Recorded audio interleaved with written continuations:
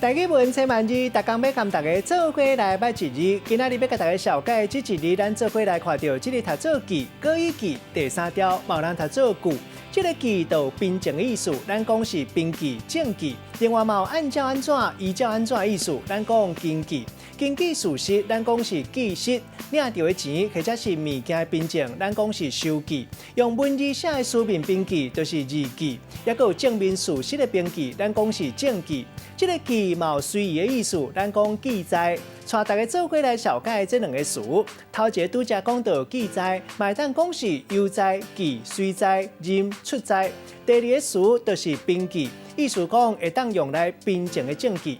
咱用一句话来举例，甲这两个词夹做伙。迄阵讲，这间餐厅是食甲饱，消费者只要买票了，有入场的凭记，就记载人客食烫海。今仔日小解这一字读做记，另外一个音读做句，提供给观众朋友来参考。